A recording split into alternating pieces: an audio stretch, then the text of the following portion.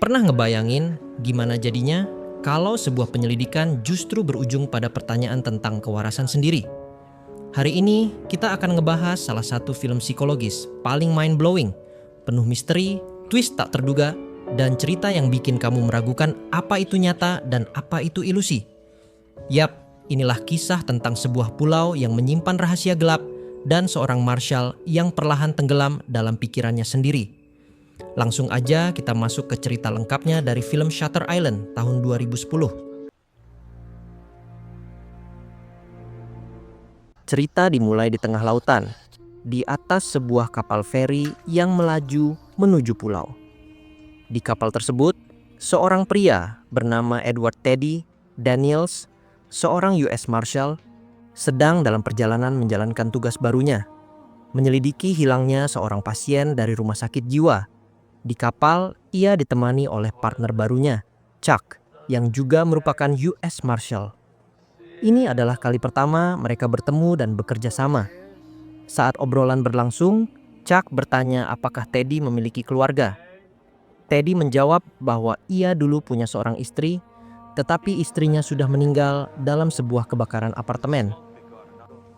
Tak lama kemudian, mereka tiba di pulau yang dikenal dengan nama Shutter Island, sebuah lokasi terpencil yang hanya bisa dimasuki atau ditinggalkan lewat kapal feri. Teddy dan Chuck langsung dibawa menuju fasilitas rumah sakit yang ternyata dulunya merupakan benteng perang. Setelah perang usai, tempat itu diubah menjadi institusi untuk menahan para penjahat paling berbahaya. Penjaga penjara menjelaskan bahwa ada 3 bangunan utama di kompleks ini. Bangsal A untuk pasien pria, bangsal B untuk pasien wanita, dan bangsal C yang dulunya benteng tua dan kini digunakan untuk menahan pasien paling berbahaya. Meskipun sejatinya tempat ini adalah penjara, para staf lebih suka menyebutnya rumah sakit jiwa. Maka sepanjang cerita, kita akan merujuk para tahanan di sini sebagai pasien. Sebelum masuk, Teddy dan Chuck harus menyerahkan senjata api mereka. Ini menunjukkan bahwa para pasien di tempat ini benar-benar mengalami gangguan mental yang serius. Saat hendak masuk, Teddy memperhatikan seorang pasien perempuan yang memberi gestur seolah-olah menyuruhnya diam. Entah itu sebuah peringatan atau sekadar tindakan dari pasien yang tidak waras. Setelah itu, mereka bertemu dengan seorang dokter bernama Dr. Cowley, pemimpin utama rumah sakit ini. Di ruangannya, Teddy dan Chuck diperlihatkan berbagai gambar mengerikan yang menggambarkan metode lama dalam menangani pasien gangguan jiwa. Namun Dr. Cowley menegaskan bahwa mereka tak lagi menggunakan cara-cara brutal seperti itu. Menurutnya, para pasien harus diberi rasa aman dan tenang agar bisa kembali stabil. Teddy tidak sepenuhnya setuju. Ia merasa pendekatan itu tidak adil, mengingat sebagian besar pasien di sana pernah melakukan pembunuhan. Bagi Teddy, itu tidak sebanding dengan penderitaan keluarga para korban. Namun, Dr. Cowley menegaskan bahwa tugasnya adalah merawat pasien, bukan menghukum mereka. Dr. Cowley kemudian menjelaskan alasan mengapa Teddy dan Chuck dipanggil ke pulau ini. Salah satu pasien wanita bernama Rachel Solando telah menghilang dari selnya tanpa jejak. Rachel ditahan di rumah sakit karena membunuh ketiga anaknya sendiri dengan cara menenggelamkan mereka. Meski begitu, Rachel masih hidup dalam delusinya. Ia yakin bahwa anak-anaknya masih hidup dan rumah sakit tempat ia dirawat hanyalah rumah biasa. Sementara perawat dan pasien lainnya hanyalah tetangga atau tukang pos. Masalahnya, tak seorang pun tahu bagaimana Rachel bisa keluar dari ruang tahanannya. Pintu selnya terkunci dari luar dan jendelanya dipasang jeruji besi. Teddy dan Chuck diajak melihat langsung ke dalam sel Rachel. Perawat yang terakhir melihat Rachel mengatakan bahwa ia mengantar Rachel kembali ke selnya setelah sesi terapi kelompok. Tapi saat melakukan patroli tengah malam, Rachel sudah tak ada di tempatnya. Semua pasien mendapatkan 2 pasang sepatu, tapi di lemarinya Rachel masih tersisa 2 pasang utuh. Artinya, Rachel kabur tanpa memakai alas kaki. Dalam penyelidikan di sel tersebut, Teddy menemukan sesuatu yang mencurigakan. Selembar kertas yang bertuliskan Law of Empath. Siapa adalah 67? Setelah itu, mereka menuju ruang pertemuan tempat para pasien biasa berkumpul. Di sana, mereka mengetahui bahwa semalam 7 perawat bermain kartu di ruangan itu. Jika Rachel keluar dari kamarnya, seharusnya ia melewati ruangan tersebut. Namun tidak ada satupun perawat yang melihatnya. Teddy ingin langsung berbicara dengan seluruh staf, namun permintaannya ditanggapi dingin oleh dokter. Cowley, sebagai seorang US Marshal, Teddy menekankan bahwa ini adalah perintah, bukan permintaan. Akhirnya, dokter. Cowley setuju akan mengumpulkan staf untuk diwawancarai malam nanti. Sambil menunggu, Teddy ikut melakukan pencarian di sekitar pulau. Tapi ia merasa ada keanehan. Para penjaga seolah tidak serius mencari Rachel. Dalam penjelajahannya, Teddy melihat mercusuar yang dijaga ketat oleh petugas. Wakil kepala sipir memberitahu bahwa tempat itu digunakan untuk pengolahan limbah. Malam tiba dan staf rumah sakit akhirnya dikumpulkan. Tapi lagi-lagi tidak ada yang melihat Rachel malam sebelumnya. Menurut catatan, Rachel ikut serta dalam terapi kelompok seperti biasa sebelum kembali ke kamarnya dan tidak ada tanda-tanda aneh. Terapi itu dipimpin oleh dokter Sheehan yang juga merupakan dokter pribadi Rachel. Namun anehnya, dokter Sheehan sedang tidak ada di tempat karena sedang berlibur. Chuck merasa ini aneh. Bagaimana mungkin kepala rumah sakit mengizinkan dokter penting berlibur saat pasiennya baru saja hilang? Mereka mencoba menghubungi daratan, namun badai yang melanda malam itu membuat komunikasi mustahil. Sebagai catatan, latar waktu film ini adalah tahun 1954, di mana teknologi komunikasi belum sebaik sekarang. Sementara itu, Teddy dan Chuck diundang menginap di kediaman dokter Cowley yang dulunya merupakan rumah komandan militer. Di sana, mereka bertemu dokter Jeremiah Naehring, dokter senior lain di rumah sakit. Dalam percakapan singkatnya, dokter Naehring langsung bisa membaca karakter Teddy sebagai seseorang yang cerdas dan terlatih dalam interogasi. Teddy dulunya adalah tentara yang pernah bertugas di Jerman saat Perang Dunia Kedua, dan karena itu ia fasih berbahasa Jerman. Dari aksen dan penggunaan bahasa, Teddy menyimpulkan bahwa dokter Naehring berasal dari Jerman, hal yang cukup sensitif di masa itu. Teddy meminta akses terhadap semua dokumen dokter Sheehan dan catatan staf lainnya, namun permintaan itu ditolak oleh dokter Naehring dan juga dokter Cowley. Hal ini membuat Teddy semakin curiga bahwa mereka menyembunyikan sesuatu. Teddy dan Chuck berencana melaporkan hal ini ke FBI setelah kapal feri datang keesokan harinya. Namun karena badai masih berlangsung, mereka harus bermalam di kamar perawat. Chuck kemudian bertanya apakah mereka benar-benar akan menghentikan penyelidikan. Tapi Teddy menjawab bahwa hari itu mereka belum menemukan satupun kebenaran. Teddy meyakini bahwa Rachel tidak melarikan diri dengan sendirinya. Ia curiga bahwa seseorang dengan sengaja menyembunyikan Rachel atau bahkan menculiknya. Pagi harinya, Teddy terbangun dalam kondisi basah kuyup karena atap kamar bocor. Cuaca masih sangat buruk, menandakan bahwa kapal feri tidak akan datang. Karena itu, mereka memutuskan kembali melanjutkan penyelidikan. Teddy dan Chuck kembali menemui dokter Cowley. Karena permintaan akses data staf tidak dikabulkan, kini Teddy meminta izin untuk berbicara langsung dengan pasien-pasien lain yang satu grup terapi dengan Rachel. Ia ingin tahu lebih banyak dari sisi pasien yang mungkin memperhatikan perubahan pada Rachel sebelum ia menghilang. Dr. Cowley menjelaskan bahwa Rachel diberi obat penenang untuk mengurangi kecenderungannya melakukan kekerasan, tetapi efeknya hanya sementara. Menurutnya, hambatan terbesar dalam pemulihan Rachel adalah penolakannya terhadap kenyataan bahwa ia telah membunuh anak-anaknya. Sebaliknya, Rachel membangun dunia khayalan agar bisa menghindari rasa bersalah itu. Pasien pertama yang mereka wawancarai adalah seorang pria. Saat ditanya, pria ini mengaku tahu bahwa Rachel telah menenggelamkan anak-anaknya. Tapi ketika Teddy menyinggung tentang seseorang bernama Andrew Laedis, ekspresinya berubah. Ia menolak menjawab dan langsung menghentikan percakapan. Pasien berikutnya adalah seorang wanita.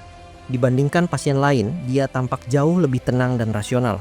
Wanita ini menyebut Rachel sebagai pribadi tertutup, sehingga ia tidak terlalu mengenalnya secara dekat. Ketika ditanya soal dokter Sheehan, ia mengatakan bahwa dokter tersebut adalah pria yang baik dan rupawan. Ia kemudian meminta segelas air, dan saat Chuck meninggalkan ruangan untuk mengambilnya, wanita itu memanfaatkan momen tersebut untuk menulis sesuatu secara diam-diam di buku catatan Teddy. Setelah Chuck kembali, Teddy melanjutkan dengan bertanya apakah wanita itu pernah mengenal seorang pasien bernama Andrew Laedis. Wanita itu menjawab tidak, namun dari sikap dan raut wajahnya terlihat jelas bahwa ia merasa tertekan dan takut. Teddy menyimpulkan bahwa para pasien telah diarahkan atau bahkan diancam untuk tidak menyebut nama Rachel maupun Andrew. Chuck kemudian penasaran siapa sebenarnya Andrew Laedis karena Teddy terus menanyakan namanya. Teddy pun akhirnya menjelaskan alasan pribadi di balik keterlibatannya dalam kasus ini. Andrew Laedis adalah pria yang menurut Teddy bertanggung jawab atas kematian istrinya. Ia adalah petugas pemeliharaan apartemen tempat Teddy tinggal. Kebakaran yang menewaskan istrinya bukan kecelakaan. Itu adalah tindakan sengaja dan pelakunya adalah Andrew. Meski demikian, Andrew tak langsung ditangkap. Beberapa waktu kemudian, ia bahkan melakukan pembakaran lagi. Kali ini terhadap sebuah sekolah dengan alasan mendengar suara-suara dalam kepalanya. Setelah kejadian itu, Andrew sempat dimasukkan ke penjara biasa, lalu dipindahkan ke rumah sakit ini. Tapi anehnya, tak ada catatan resmi tentang keberadaannya di pulau ini. Teddy pun mengajak Chuck untuk pergi ke pemakaman di pulau tersebut, berharap bisa menemukan makam Andrew jika memang pria itu sudah meninggal. Cuaca semakin memburuk. Saat mereka berjalan, Chuck mengonfirmasi bahwa pasien wanita tadi menuliskan pesan di buku Teddy. Isinya menyuruh Teddy untuk melarikan diri. Mereka belum sempat memeriksa pemakaman lebih jauh karena badai mulai menjadi sangat parah dan mereka terpaksa mencari tempat berlindung. Chuck kemudian bertanya, "Kalau kamu benar-benar menemukan Andrew, apa yang akan kamu lakukan?" Teddy menjawab bahwa ia tidak berniat menyakitinya, tapi ia merasa ada yang aneh. Seluruh tempat ini seperti menyimpan rahasia, dan semua orang berusaha membuatnya terlihat gila. Ia bahkan curiga rumah sakit ini digunakan sebagai tempat eksperimen terhadap pikiran manusia. Chuck skeptis terhadap teori itu, namun Teddy bersikeras. Ia mengatakan pernah bertemu dengan mantan pasien rumah sakit ini, George Noyes, yang sempat dibebaskan dan kemudian membunuh 3 orang hanya 2 minggu setelah keluar. Saat di pengadilan, pengacara George meminta ia dikirim kembali ke rumah sakit jiwa. Tapi George justru memohon agar dihukum mati, karena menurutnya mati lebih baik daripada kembali ke tempat itu. Chuck mulai merasa semua ini terlalu kebetulan. Teddy mempertanyakan tempat ini dan tiba-tiba ia dikirim ke sana. Keamanan rumah sakit sangat ketat, tapi pasien seperti Rachel bisa menghilang begitu saja. Bahkan belum ada bukti kuat bahwa Rachel benar-benar ada. Chuck lalu bertanya, bagaimana kalau semua ini adalah jebakan? Bagaimana jika mereka memang sengaja membuatmu datang agar kamu tak pernah bisa keluar dari sini? Belum sempat menjawab, mereka ditemukan oleh petugas dan diminta kembali ke bangunan utama. Karena pakaian mereka basah, mereka diberi pakaian perawat, termasuk rokok baru dari rumah sakit. Saat mengikuti rapat staf rumah sakit, Teddy kembali mempertanyakan makna pesan, siapa 67? Dalam rapat itu disebutkan bahwa bangsal C memiliki 24 pasien, sementara bangsal A dan B total 42 pasien. Jika dijumlah, hanya ada 66 pasien. Teddy menyimpulkan bahwa pesan Rachel adalah petunjuk bahwa ada pasien ke-67 yang tidak tercatat, dan mungkin dialah Andrew Laedis. Tak lama setelah itu, rumah sakit mengabarkan bahwa Rachel telah ditemukan. Teddy dan Chuck segera diperbolehkan menemuinya. Anehnya, kaki Rachel tidak menunjukkan luka sedikit pun, padahal ia dikabarkan kabur tanpa alas kaki. Rachel menunjukkan gejala halusinasi. Ia menyangka Teddy adalah suaminya dan merasa dirinya berada di rumah sendiri. Saat suasana mulai memanas, Rachel tiba-tiba menjadi agresif dan pertemuan pun dihentikan. Teddy mulai merasa pusing hebat dan cahaya dari kilat semakin menyakitkan matanya. Ia diberi obat penenang dan dibawa ke ruang perawat untuk beristirahat. Setelah tertidur cukup lama, Teddy terbangun di pagi hari dan menemukan suasana rumah sakit kacau. Badai telah memutus aliran listrik dan banyak pasien melarikan diri dari bangsal mereka. Melihat situasi rumah sakit yang kacau, Teddy dan Chuck memutuskan untuk menyelidiki bangsal C, bangunan paling ketat di antara semuanya dan dulunya merupakan benteng militer. Teddy mengingat perkataan George Noyes bahwa pasien paling berbahaya disimpan di bangsal ini. Bangsal C tidak seperti bangsal lainnya, lebih gelap, lebih sunyi, dan lebih seperti penjara sesungguhnya. Saat mereka menjelajahi lorong-lorong sempit, seorang pasien yang tampak tak waras tiba-tiba muncul dan mengajak Teddy bermain semacam permainan kucing-kucingan. Teddy terpancing dan mengejar pasien tersebut. Namun akhirnya ia malah terpisah dari Chuck. Tak disangka pasien itu menyerang Teddy. Tapi karena Teddy adalah mantan tentara, ia dengan mudah melumpuhkan pria tersebut. Chuck datang tepat waktu, mencegah Teddy melakukan sesuatu yang lebih ekstrim. Setelah Chuck dan para penjaga membawa pasien itu ke klinik, Teddy melanjutkan pencarian seorang diri ke bagian terdalam bangsal C. Di sana, ia akhirnya menemukan George Noyce, pria yang pernah memperingatkannya soal rumah sakit ini. George terlihat babak belur, dengan luka-luka di wajah dan tubuhnya. Teddy kebingungan, bagaimana bisa George masih dikurung di sini? George berkata, "Semua ini dibuat untukmu, Teddy. Ini semua permainan."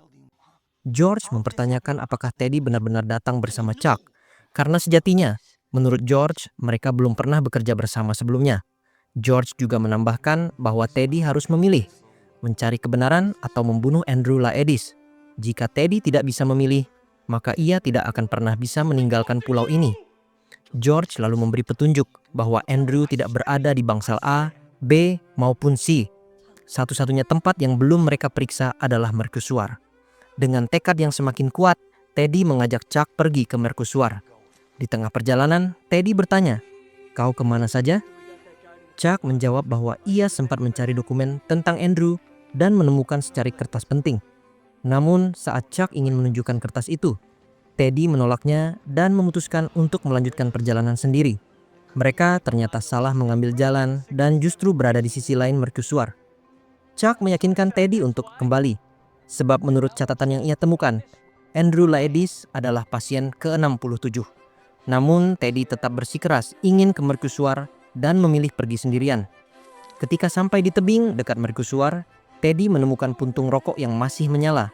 Ia melihat ke bawah dan mendapati Chuck tergeletak di batu-batu tajam. Dengan panik, ia menuruni tebing. Namun setelah sampai di bawah, Chuck menghilang begitu saja. Tak ada jejak tubuhnya. Tiba-tiba Teddy melihat cahaya dari sebuah gua. Ia masuk ke dalam dan mendapati seorang wanita yang mengaku sebagai Rachel Solando yang asli.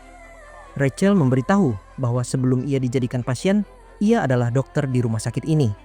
Ia mengklaim bahwa di tempat itu dilakukan eksperimen untuk menciptakan senjata biologis berupa manusia yang bisa dikontrol pikirannya. Jika seseorang mengungkap hal ini, tak ada yang akan percaya karena yang mengatakan dianggap gila. Rachel bertanya, "Apakah akhir-akhir ini kamu sering merasa pusing?" Teddy mengangguk. Rachel mengatakan bahwa rumah sakit telah memberinya obat untuk membuatnya gila perlahan. Menurutnya, semua orang di tempat ini tahu tentang eksperimen itu dan berusaha menutupinya. Ia menyuruh Teddy segera kabur dari pulau sebelum mereka menangkapnya kembali. Keesokan harinya, Teddy berhasil memanjat kembali ke atas tebing dan kembali ke rumah sakit. Ia ditemukan oleh para penjaga dan diantar pulang. Teddy bersikeras ingin meninggalkan pulau, namun dokter Naehring muncul sambil membawa suntikan. Teddy menjadi panik dan menyerang, lalu melarikan diri secara diam-diam. Dalam pelariannya, Teddy meledakkan mobil milik dokter Cowley dan berhasil masuk ke dalam mercusuar setelah mengalahkan penjaga di sana. Di dalam, ia tidak menemukan apapun yang mencurigakan, sampai akhirnya tiba di puncak bangunan. Di ruang atas mercusuar, ia bertemu dengan dokter Cowley.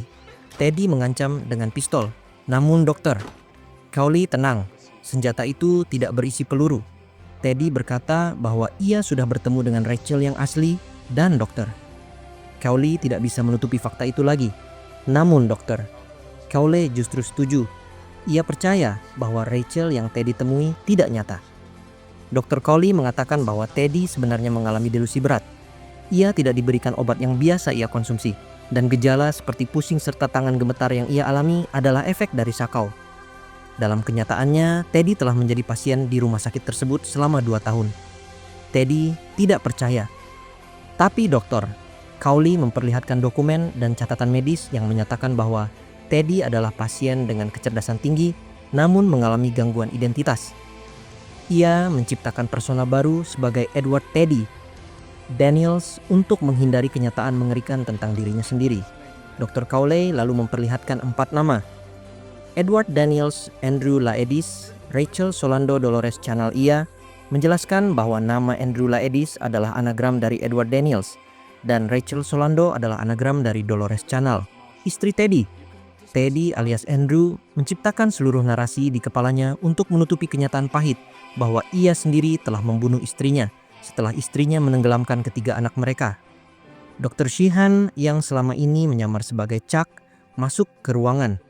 Ia mengatakan bahwa Teddy sudah menjadi pasien mereka selama 2 tahun dan telah beberapa kali menunjukkan perbaikan, tetapi terus kembali ke delusinya. Teddy yang kini mulai mengingat semuanya, akhirnya mengakui kenyataan itu. Ia merasa sangat bersalah karena telah mengabaikan kondisi mental istrinya hingga menyebabkan kematian anak-anak mereka. Setelah menyadari seluruh kebenaran, Teddy terlihat duduk termenung di taman rumah sakit. Wajahnya kosong namun tenang. Dr. Sheehan yang sebelumnya ia kenal sebagai Chuck duduk di sampingnya, seolah ingin mengonfirmasi apakah Teddy benar-benar sudah menerima kenyataan. Teddy lalu bertanya dengan suara lirih, "Menurutmu mana yang lebih buruk? Hidup sebagai monster atau mati sebagai orang baik?" Kalimat itu mengisyaratkan bahwa Teddy, meskipun kini tahu siapa dirinya yang sebenarnya, memilih untuk kembali masuk ke dalam delusinya. Ia tidak ingin hidup dengan beban rasa bersalah yang begitu dalam atas kematian istri dan anak-anaknya. Bagi staf rumah sakit, ini menandakan bahwa proses terapi telah gagal. Teddy pun dipindahkan ke bangsal C, tempat di mana pasien paling berbahaya dan delusional disimpan. Dan dengan begitu, cerita Shutter Island pun berakhir. Jadi, itulah cerita penuh teka-teki dari sebuah pulau yang ternyata menyimpan lebih dari sekadar pasien yang hilang, tapi juga luka, trauma, dan kenyataan yang gak gampang diterima. Kalau kamu suka cerita kayak gini yang penuh misteri dan twist, jangan lupa kasih like, dan kalau kamu punya film serupa yang menurutmu keren, tulis aja di kolom komentar. Terima kasih udah nonton sampai habis, sampai ketemu lagi di cerita selanjutnya.